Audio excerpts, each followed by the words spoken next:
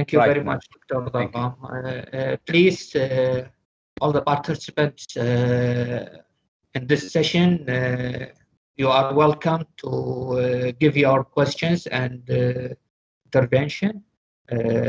Anybody who want to ask, you are welcome. Thank you. I thought that we will receive questions. I mean, we Yes, are not yes. with the questions. Yes, yes, yes. I ask the participant in the session, you are the participants on your presentation, you will replay your answers. If you mind, anybody had a question? I have a question for Mr. Omar, please. Okay. Yes, please. Actually, I didn't know how is the situation now, or the physical situation within the main market in Mosul. Is it completely destroyed, or still there are a lot of things still survived, and is it now under rehabilitation or not? This is because I know and I believe, like he said, that the market is the main power that could revitalize the whole city. It's like he said, it's the tool that bring the people together. But I don't know about this physical situation, especially after the war. Is it survived, or still now under construction? Thank you very much. Yeah, thank you for this question. Actually, according to the recent surveys we have done in the old markets of Mosul, I can say based on the data that 85% of the old market have been actually recovered. Most of the recovery, I would say, more than 70% of the recovery have been done by the people themselves, the shop owners themselves. And the good thing about the old markets of Mosul is that one family would own a quarter of the old market. So they took the responsibility of rehabilitating everything belongs to them, including their religious sites. For example, the complex of Khan al-Gumrek, the complex of Attarin Market, the complex of Khan al-Mufti, the complex of Al-Pasha Mosque. This makes almost 25% of the old market have been rehabilitated by the family itself. There is also, as I mentioned, the Mosul Old Markets Fund, which is a fund created by the people themselves, where they put their money to rehabilitate as much as they can. And this led to the reconstruction of another quarter, 25% of the old market. UNESCO, with the European Fund, is now working on rehabilitating the complex around Al-Aghawat Mosque, which is on the shore of the river, the long line of the river. But unfortunately, this is something that we cannot undo, which is the systematic destruction of a huge part of the old part of the city of Mosul after the liberation of the city was done by the former governor of the city. According to the UN Habitat and the UNESCO, as well as other organizations, it's a size of 18 fields of football fields. The size of 18 football fields have been completely demolished to ground. It was completely demolished and now has vanished. Some families, unfortunately, and this is connected to your point also on the policymakers, that the law is weak, that doesn't protect or doesn't have a clear definition of what is heritage and what should be protected, what shouldn't. Because of this fragile system, many families have actually decided to take down their old buildings for the sake of rebuilding anew. And you can compare this to what happened in Beirut. In the post-Civil War Beirut, you can see like old buildings, but at the same time, you can see like to my opinion, I call it the modern, the ugly modern architecture, because when you cannot navigate between the modernity and the cultural heritage and the ancient buildings, you will create an ugly space that will contribute negatively to the overall architecture. So yes, I would say like 80 to 85% has been rehabilitated. Did they follow the old style? Yes. Did they follow the old style? Yeah, I am here referring exactly and specifically to the old market of Mosul in the old city of Mosul. But it's also sad to say here that 20% of this reconstruction actually wasn't done based on I mean, respecting the architecture and the culture as well as the historical value of the buildings. So I would say 20% of these old markets have lost its historical value. And since we are advocating with the UNESCO to put the old city of Mosul on the UNESCO cultural heritage list, actually it's a big struggle now, because we don't know how to convince them that 20% of the old market have lost its historical value. Thank you. Thank you very much. Thank you very much. If there is anybody have a question? Assalamu alaikum. I'm Maha Al-Ugaili, a lecturer assistant from the University of Al-Nahrain, Baghdad. Hello, Dr. Maha. Ahlan, Doctor. Please allow me to acknowledge all the efforts, ideas, thinking behind this meeting. You know, sharing all these ideas, sharing all these visions makes, you know, gives some way of rethinking of what's happening and maybe producing some ideas to improve all the destruction is happening right now. I was just wondering if this panel was organized to categorize ways of taking care of heritage in terms of working as urbanists and physical architects to do design physical buildings, and about people experience with those spaces and urban cities, and how to improve and revive this experience of urban life, how to use performances to give life to those dead parts of the city or maybe demolished ones. But the thing is, I think we really need to, it's still an individual efforts, and it's still random works that doesn't have anything to, you know, they're not under an umbrella that's organizing the whole thing. So people are destroying parts of the city in their own ways, or they have their own, you know, individual covers for that. They have the reasons. Some other people are trying to rehab to conserve the heritage. Some people, they don't really know what is heritage, what are the cities or experiences that should be reserved. So I think maybe if we can go out with, maybe you can go out with recommendations, rules, regulations that can regulate these actions and work with that strategy, starting from the very above of the whole city and narrowing it down to the performance of the people inside the city. Thank you very much. Dr. Mohammed, maybe I can answer Dr. Maha.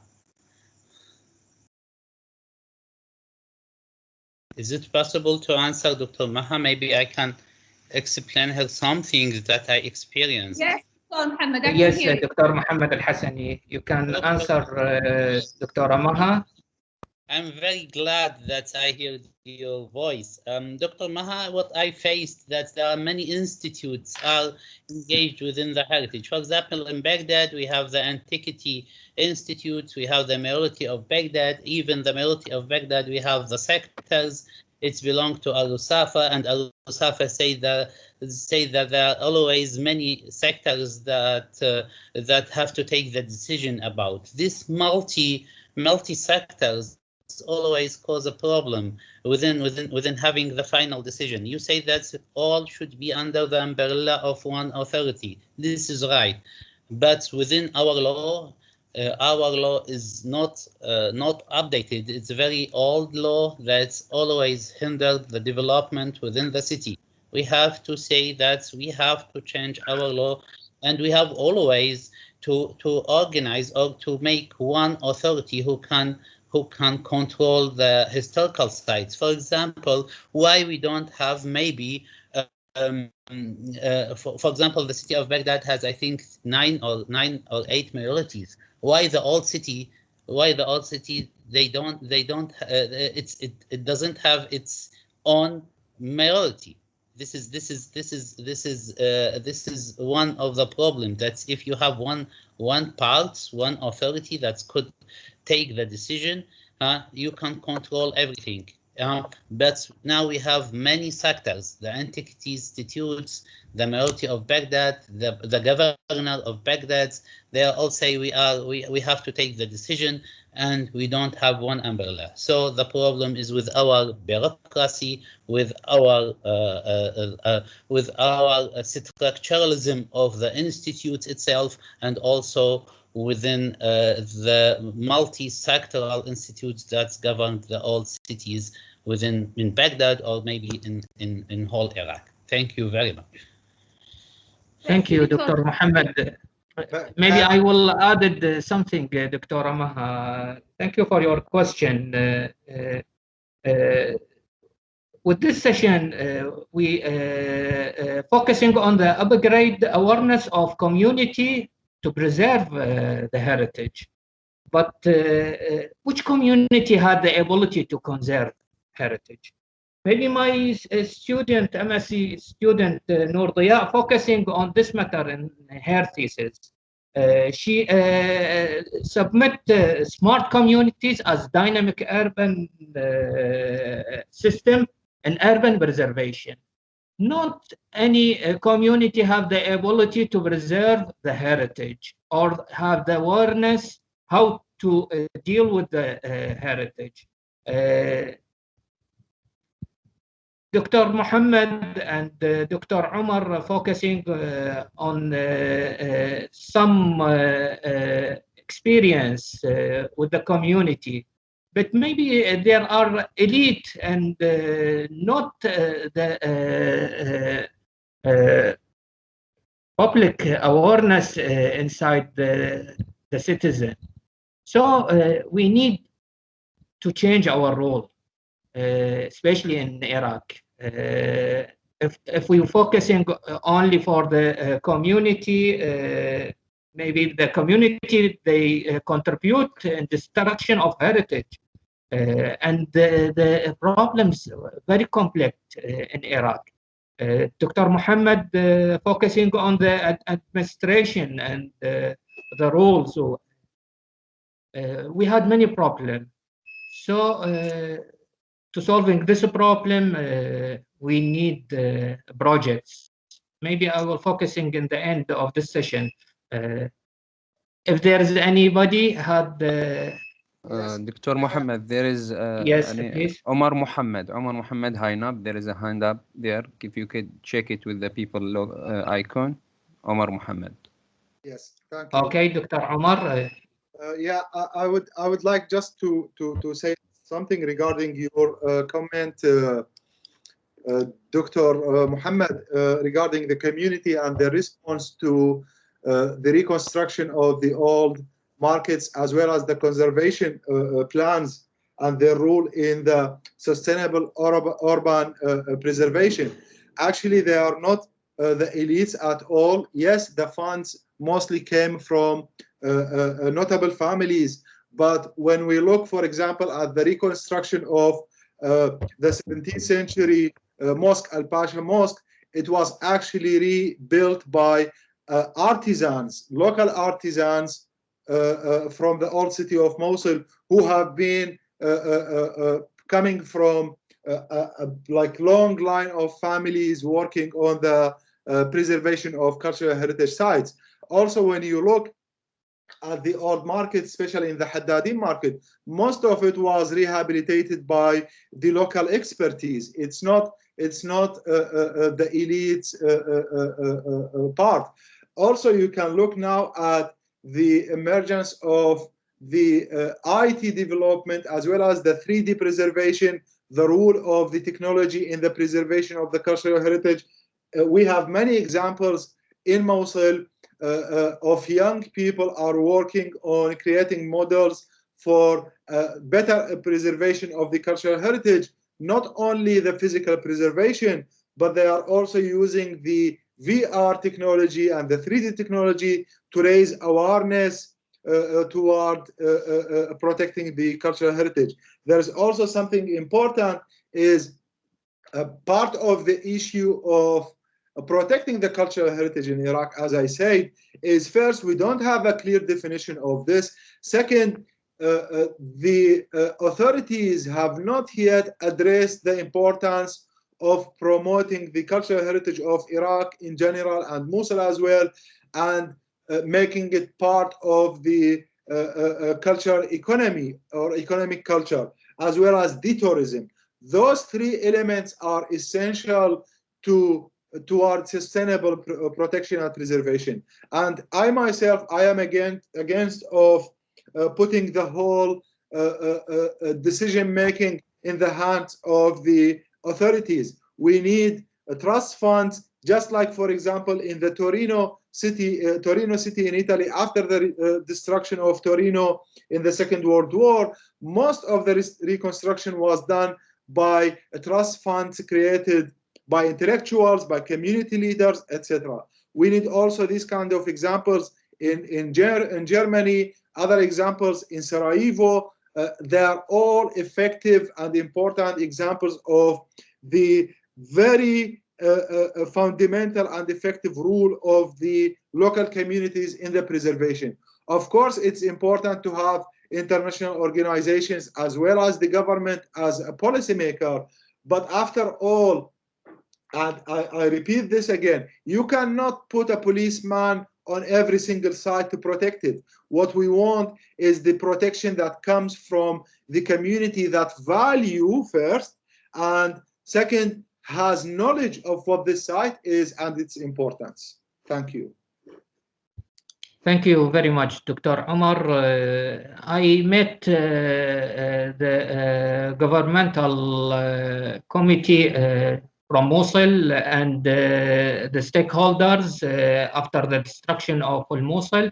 I told them, please save your heritage, especially for the old souk. As you're focusing on it.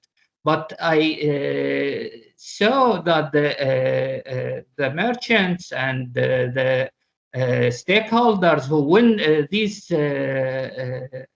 souk, they want to build a new one instead of restore this old buildings. So not all the stakeholders have the knowledge and experience and maybe the support to focusing on methods of preservation. Maybe we want to make mechanism to preserve or to activate the stakeholders and widen their knowledge. Another question from I want from to Anusha, the speaker. Anusha, yes, please, Anusha. Is muted, Dr. Muhammad. If you, Anusha, sorry, yeah. if you. Hello. Yeah. Sorry. I just wanted to add to what Dr. Omar pointed out about the role of people in preserving heritage and how it is not possible to always have police or state in supporting doing this. I just wanted to cite an example from the Indian context. For example, there is a national park not very far from the Indian capital of Delhi, about 4 hours from here. That's the it's a national sanctuary that is famous for the birds that come there. It is listed as one of the heritage natural heritage sites for the country, and to preserve the Bharatpur National Park, as it is called, the local community has been trained on things like on various services that they can provide to tourists who come to this place. This includes like being guiders. So they guide tourists to come there on on bird watching, on the kinds of birds that are there. They also provide services like driving vehicles that are allowed into the park. So in this way, I think a lot of it also depends upon the initiatives that are taken to involve the local communities in building their awareness and knowledge about it. Often the conflict also comes that communities are expected to protect heritage that they do not really have any attachment or any value. They do not understand the value of, because it doesn't matter to them. So maybe identifying what are those heritage that they value and how it can make a difference to their own lives could make a very big difference. And just one more thing is, like, I live very close to one of the oldest forts, the oldest fort that was built in Delhi. And here often we find that there is not much awareness about it, but the local community, very few people know about the history of this place. So to build that kind of knowledge and to build that kind of awareness through either through heritage walks, getting the community persons here itself and maintaining this site would be some ways in which these things can be taken forward. Thanks. Thank you, Mr. Anushka. If there is any question, if there is not, okay, yes. Maybe yes. I can show them in my experience in Aleppo. In Aleppo, there is one committee. There is, I think, GIZ company is organization is belong to the German. It's belong to German, I think, organizations for helping the other communities, or maybe other countries. I don't know exactly the name of the GIZ. GTZ. This was before. Now it's called GIZ, I think. Actually, GIZ, when they started to rebuild Aleppo, maybe, or to rehabilitate the city of Aleppo, they just divided the area in I think in 9 areas, and each area there is a representatives from the inhabitants themselves.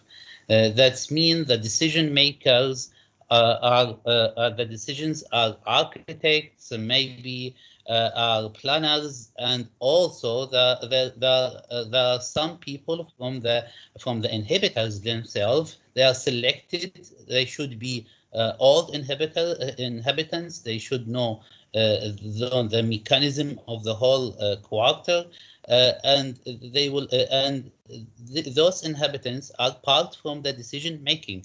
I think this is the social, this is the real social participation that should be achieved in our cities now. I am not saying that the authority should control everything. No. Because in Germany, for example, when I was in Germany, they are just put the architects and the planners. They are asking the people about their willings, and they put the design, and they just present it in the square for 2 weeks, and people just register their signs. And if the people accept it, is it okay? If the people they didn't like it and they have a lot of remarks, the planners and the architects should obey the willings of the people. That should be happened in our cities. The both way. I think maybe there are another experiments worldwide, but people should be inserted in the decision making. This is a rule. But as you said, Mr. Dr. Mohammed, maybe some of them, they don't know anything about the heritage, and they just want to have a new buildings and so on. So in this case, you have just to select the elite of the people that should consider in the decision making in rehabilitating any old cities in Iraq or worldwide. Thank you very much, Dr. Mohammed. Thank you very much, Dr. Mohammed. You are exact. We need to change our planning from down to up. But unfortunately, the administration till now, they planning from up to down, and this is make conflict. If there is any question, or maybe we keep the up down, but we have to create down up in parallel, and yes, they have both to meet in one point in one target. Yeah. Yes, you are right. Okay, Dr. Mohammed, if you allow me to ask both Mohammed and Anousheh a question. Yes, Dr. Dargham. Okay, thank you. So I'm just want to ask about how the customary or traditional ceremonies, I mean, move from one generation to another. When we talk about this panel, about the stakeholders or NGOs role, how they respond to their new generations when we know they are influenced by digital or global influences more than their traditional heritage. How they gonna respond if they don't have these skills? I'm talking about stakeholders, NGOs, not about the governmental law or policymakers, because this is discussing right now in another panel. This is for Mohammed and Anousheh. Thank you. Yeah, thank you very much, Dr. Dargham. Actually, this was a big deal, a big problem I faced when I started the Baghdad Downtown project. That a lot of people refused to visit many sites, many heritage sites. They said, okay, we don't like it, and so on. But when we got together and they just live inside, they just felt that this is part of their life. There's something beautiful that they should keep it, and I think this is our goal: is to just to raise the public awareness. We have just to, not only for the people but for the NGOs themselves and so on, for the stakeholders. So when we started, I did a lot of efforts to invite a lot of NGOs and also many politicians, many stakeholders, and many decision makers. And when I explained a lot about the heritage, they just said, okay, we were wrong. We did a lot of mistakes. Even the politicians, they said we did a lot of mistakes. The NGOs, they just shift their interest from just doing a lot of ceremonies, a lot of activities, just outside the old city, just and they shift their ceremonies to do it inside the heritage sites. I think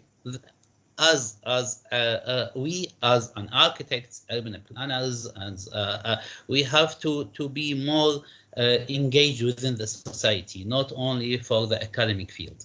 This is what I learned, that I am designing, planning for the people. Of course, I